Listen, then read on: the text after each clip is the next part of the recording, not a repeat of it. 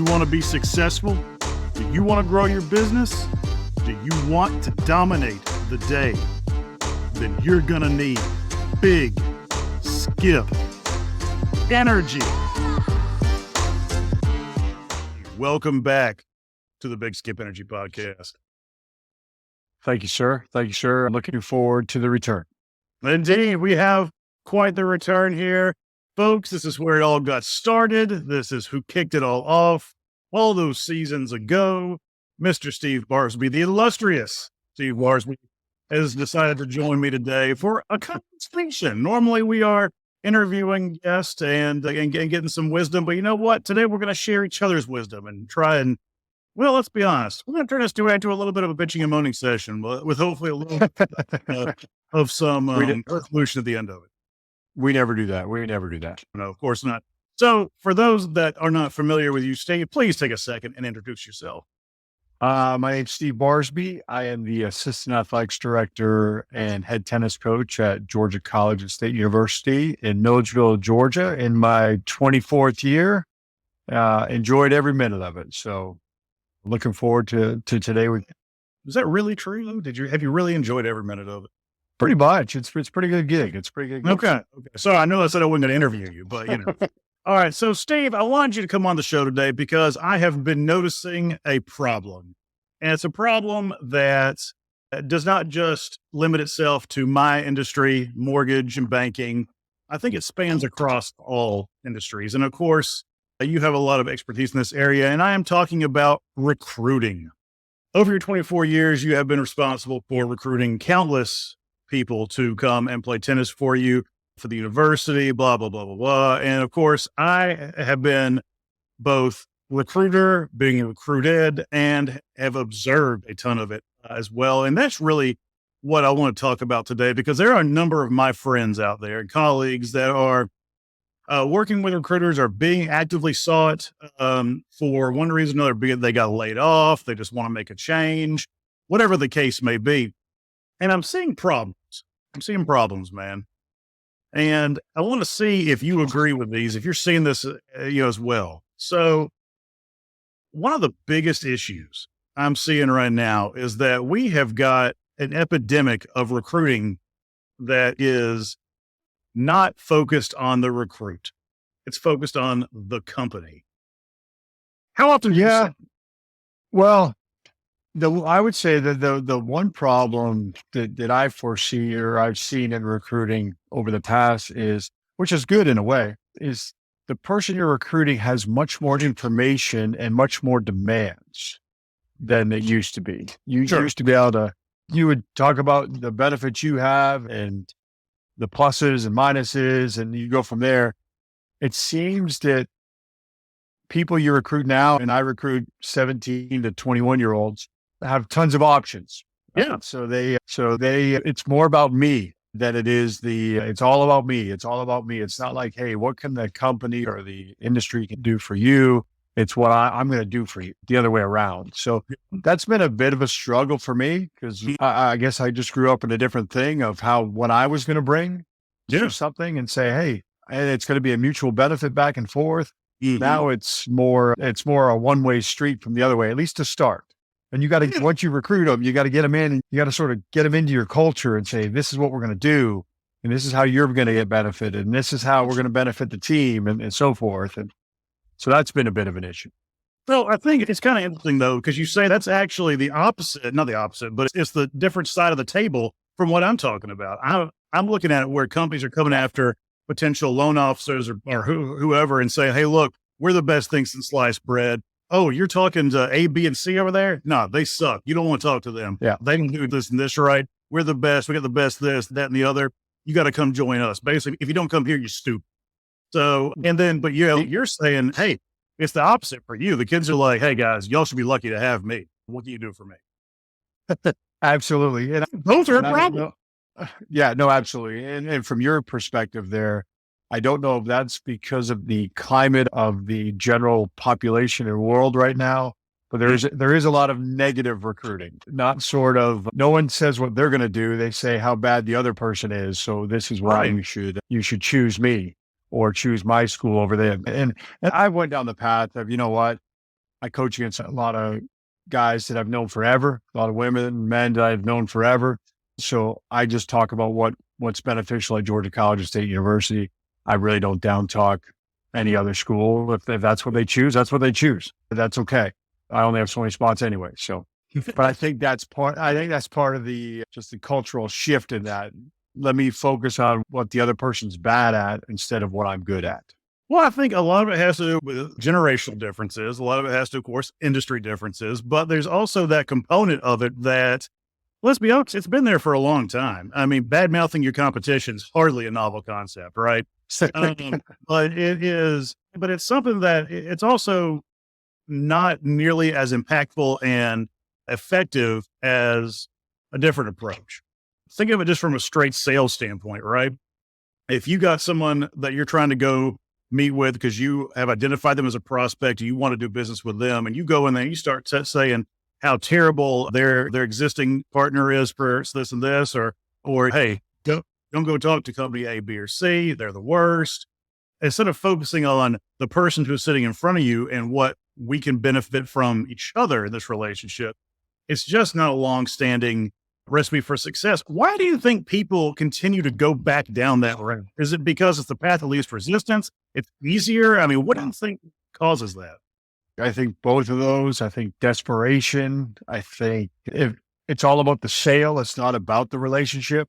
Right. And so if it makes me look good, whatever it takes to make me look good down the road, I have a feeling people are going to realize that's going to catch up with them over time. Oh, it absolutely will. And so like you said, I think it's ease. Like I don't have to do my own homework and really get to know my product or what I'm selling. If I can just say, well, that product's, something's wrong over there. Something's wrong over there. So you try to get them to focus on, well, something's wrong over there. Maybe I should go with this other one instead of, you know what, this is what I can do. This is what this product's going to provide. The biggest problems, right? Is that assumes that the crap on that side of the fence is the pile is lower than the crap that you bring. So that's the assumption, but it's the actions speak louder than words thing, right? But you have to really identify what your clients can help you or need help with, and then start the relationship, the back and forth. I see it too much. And for example, I've got a really close friend of mine who is getting heavily recruited and looking at several different companies, trying to find a new home, right? And some of them do it right. Some of them are just strictly focused on product and pricing and that kind of thing, which is ironic considering our industry. And we train as sales trainers to, hey, look, if you're trying to sell your product to consumers or other businesses, you don't focus on product and pricing, you focus on the relationship. I think it's ironic that that's the place that a lot of people go to. But again, it goes back to the same conversation. It's easy. It's lazy. You don't have to think about it. You don't put a lot of thought into it. But let's back up. I would say in my world, the first thing I ask, and it's interesting with an 18-year-old because they'll come at me with the standard answer that I think they're like flipping through a piece of paper, like going, okay, say this. And because I always say, what do you want out of this? Yeah. Is the first question. I leave it wide open and see what they say. And if a kid, because then the kid says, oh, I want a good school. Yeah, but what do you want your day to look like? Right. And that's, so I'm trying to figure out if that person, as I'm recruiting them, is going to mesh with what I want to do. Yeah. So I always find that interesting that people don't really, it's weird. They don't want to get into that as much anymore. Everyone wants to keep it very structured and corporate and business-like instead of, you know what, you can actually have a relationship within the recruiting process. Yeah. Well, that's how you build the relationship, and they want to come see you, right? And play for you. It's interesting you say that because that again kind of goes back down to, well, essentially sales 101, right? You're trying to establish the relationship with somebody, trying to identify if there is a fit, but more importantly, you're asking questions and you're getting the other person to think instead of just showing up and throwing up. You want to actually have them walk away and be like, I'm really glad he asked me that. Or, well, nobody else has even taken the time to ask that kind of question. Well, I mean, you're asking it of them. You've been doing this long enough. You pretty much know exactly what's going to come out of their mouth. And it's not a matter of you actually trying to identify what they want. You already pretty well know what they're going to say, but you really want them to figure out what they want. Yes. So Yeah. No, absolutely. yeah, I think that's an interesting dynamic. Yeah. So like, and I always watch. So for example, when I have in today's world, so many kids are stuck in that phone from 18, whenever they first got it at 6 or 7, whatever age they're giving kids phones these days. And birth, But yeah. that's a conversation for another day. It drives me crazy. Mhm. But it's interesting, and I don't know if you see it in your world in sales. If a team came in to sell you, everyone's sort of looking to the other person to say the answer. So in my case, the kid a lot of times will look to the parent or whoever's with them. I'll ask them a question, and they'll sort of look over there for almost like a confirmation of I'm saying I'm answering the right thing, instead of, you know what, let's just be real. It's okay. If I recruit you and you come here and this isn't what you're looking for, it's okay. I wish Yeah. you nothing but the best. If someone had a perfect product, I'm assuming you wouldn't need a salesperson, because once everyone found out about it, they would just buy it. Well, But there's it's not even nothing. necessarily not the product, it's how to utilize it and how to use it to make your life better somehow. Exactly. So Exactly. I'm glad you brought up the parents, because I want to ask you about this, because obviously recruiting, and this is something that doesn't get talked about enough, I think, is that whenever us in the corporate world, we're talking to a recruit, and there's obviously a lot of other people are going to be impacted by the decision that they make to either join or not join the company, family, friends, children, that kind of stuff. And you bring up the parents, because their goals for your recruit and the recruit's goals for themselves, they share some commonalities, but a lot of times they're different, right? How do you see or what are some of the best ways you see to kind of get buy-in from all those stakeholders? You got the parents, you got the student, you got to be sure you're trying to say, okay, Yeah. meet their needs, how do you do that? Yeah. From my perspective in my recruiting, mine is I talk about the day-to-day life the kid is going to have, because, yes, they're coming to talk to me because they want to play college tennis and they want to go to a good school and all that kind of stuff. But tennis is about 15, 18 hours a week. School's about another 15, 12, whatever. So at 30, most of your time is spent doing something else. Mhm. So my whole thing is I sell, which I do. I think Georgia College, GCSU has an amazing day-to-day environment. So I think, and that's what I really stress with them. I'm like, your child will have an unreal experience outside of tennis. Like, tennis is irrelevant. No one who plays for me is going to be in Flushing, New York in September. And that's okay. Right. They're not playing in the US Open, but they are going to have a job, and you're going to maybe work for you, whoever down the road. So I always talk about that experience is going to move them forward. And I think the parents, because most college coaches talk about, we're going to win this many matches and we're going to play here, we're going to do this, and your kid's going to have a better forehand and whatever. That's great, but I don't think a better forehand is going to get them a job in the industry once they graduate. It's funny you say that too, because those things are like a foregone conclusion, right? You're obviously, if you do what you're supposed to do, your raw skills are going to improve, right? You're going to win some, you're going to lose some, you may win more than others, right? That's all a given. Focusing on what's already known is not a winning strategy. You have to focus on what's unknown and what the other person across from you doesn't know will help them. You help them think about things that they haven't considered, trying to head off problems that they haven't thought of yet. Those are the real ways that you make an impactful difference when recruiting or selling. Let's be honest, recruiting is just another form of sales, right? So I want to go back up a minute to what we're going to start off talking about, and that's bad mouth in the competition, right? As much fun as it is, sometimes we can't do it. What do you do if you have a recruit? And I'm sure in your 24 years, this has happened to you at some point. You're talking to somebody, you seem to have something going on, and they've said, well, so-and-so over at XYZ college, they just really said that this is a problem I should look out for. How do you navigate around that without reciprocating the bad mouth? You're confident in yourself and what you do how I don't reciprocate it. But actually, I actually had that experience about a month ago. I was talking to a kid, and I didn't realize it was that recent. Yeah. And it was funny because the kid said, Coach, I think I really like Georgia College, but Someone told me, a coach told me that you're retiring, getting out of tennis by the end of the season. I said, really? I said, that's interesting because that's new to me. And she told me who it was. And I was like, no, that's not true. I don't know why they would have said that. But I just sort of, that's for them to figure out. I Yeah. don't worry about kind of stuff. Yeah. If and once again, it goes back to at the end of the day, the product. I think we have an amazing product. So I don't really worry what people say about it. Yeah. But the negative talk, sometimes you got to bite your lip because sometimes 100%. it's a place where you're like, you know what, but you're like, okay, let's take the high road here. And sometimes some days it's tougher than others. Well, I think because obviously, I know you, my gut reaction and when I have to come in my mouth is, oh, that's a bunch of. So I think though, at the end of the day, it goes down to how much trust have you built up with your recruit? Have you gotten to the point in the relationship now where if he or she is feeling comfortable in bringing that up to you, so I would venture to say that you probably have a good enough relationship where you can say like, look, Joe, that's the best name I can come up with. Look, I'm not sure where that came from. Am I going to retire eventually? Yeah, sure. But I have no plans, nor have I made any announcement to do so in the immediate future. You're just going to have to take my word for it. If that's not something you can live with, I understand. But yeah, all I can do is control what I can tell you.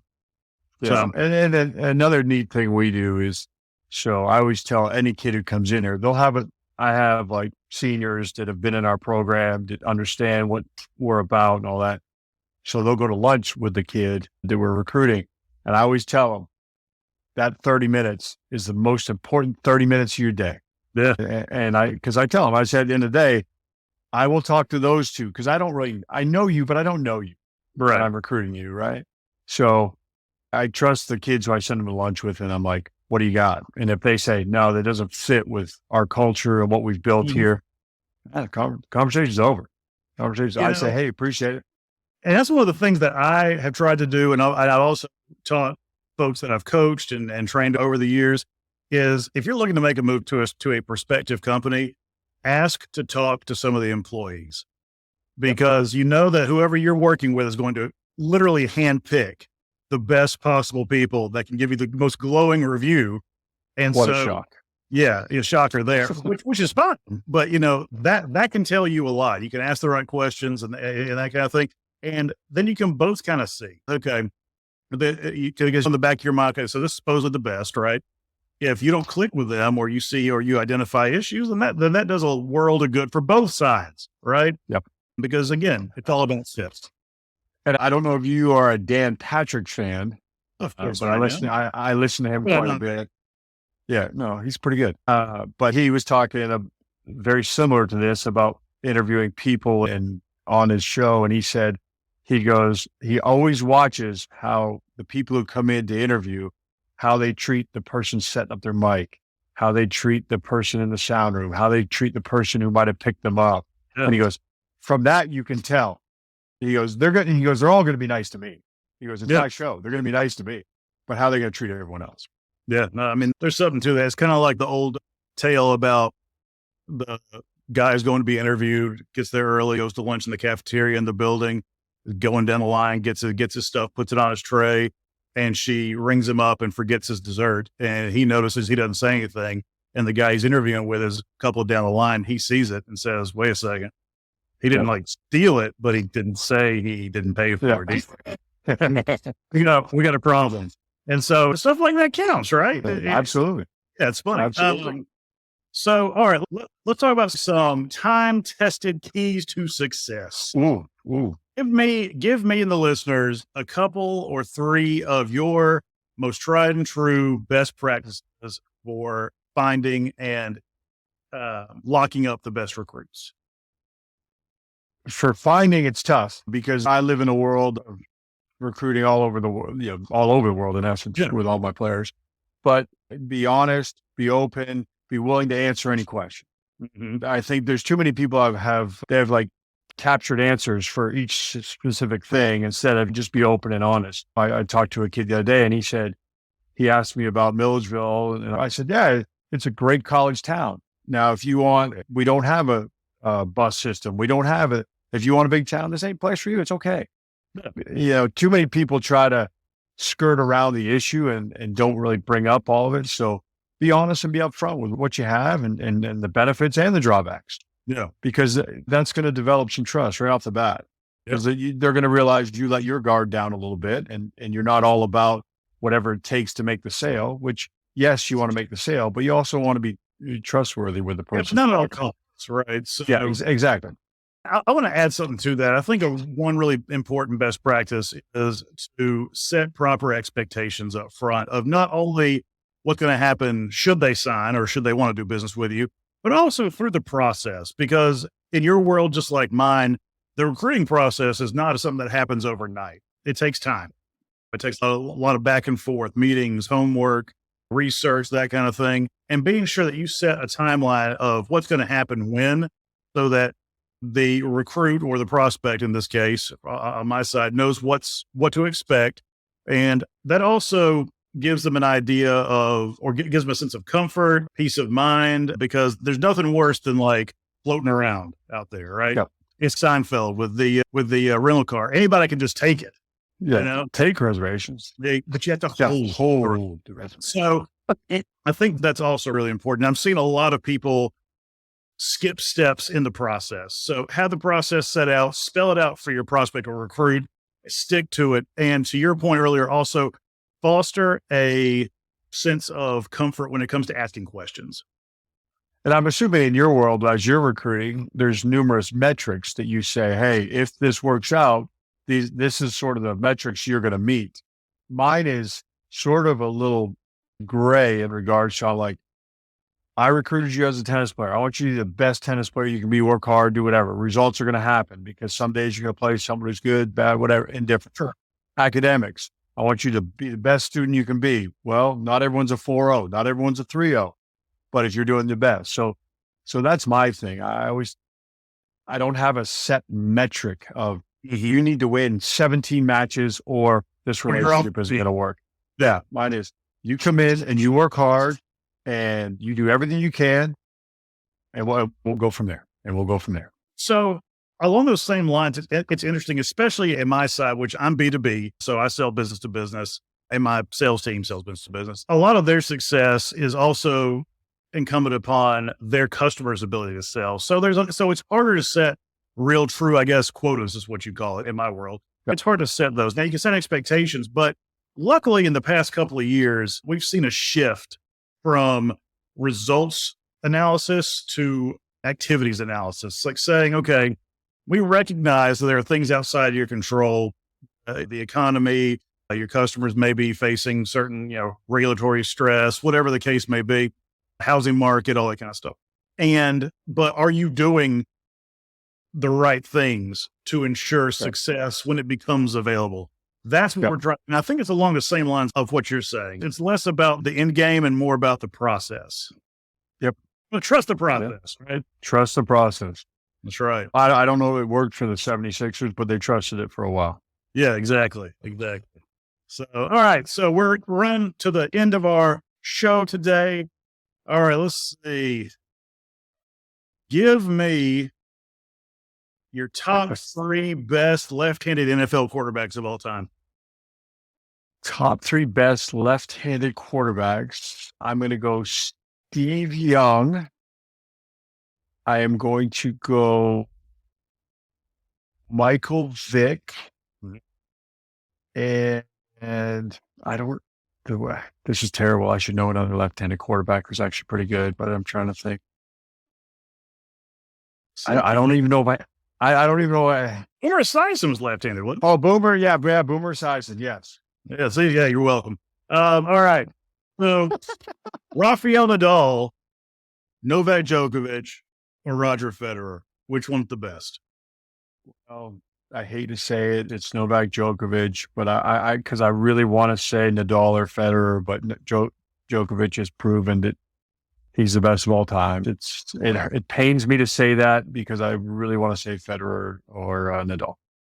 All right. But last thing, which fan base is more obnoxious? University of Georgia, University of Alabama?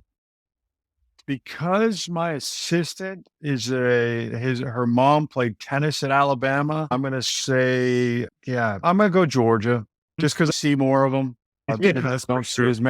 Yeah, I don't see as many Alabama ones, but at times they're both up there. Oh, they're up there. Okay, here's a follow-up. Okay, Which is wow. worse, the Georgia fan that went to Georgia or the Georgia fan that didn't go to Georgia? Probably the B of that, who did not go. So, but they have like the logoed shoes and stuff, and Oh, they yeah. and I'm like, come on, man, like it's okay. It's Which all good. I will say, Georgia has had a phenomenal run, and I will say this: I think they should have been in the playoff this year. Well, thank you. I appreciate that. So, I'm a Georgia alum, so I was integral in that run. yeah, Yeah. I'm a Troy alum, the Harvard of Alabama. Yeah, that's a Harvard of Alabama. There you go. There it is. It's actually fun. My son actually, he showed up the other day in a Troy T-shirt. Wow. He did. So he's a band guy. He plays saxophone, and So, did he go to the Sound of the South band camp over the summer? no, but they went to some sort of thing down at Troy during the school year for like Okay. 4 days, I think. And then anyway, so they went. They did the whole 9 yards down there. He had a great time. Said your statue needed polishing though. He said on the square they was trying to rub out part of the. Yeah, on the square. I didn't know he would have went to the bathroom over by the tennis courts. All right, Steve. I thank you very much for coming back on the show. Good conversation. I hope everyone has some good takeaways of what to do and what to avoid when it comes to recruiting. And we will talk to you again soon, Steve. Thank you again. All right. Thank you.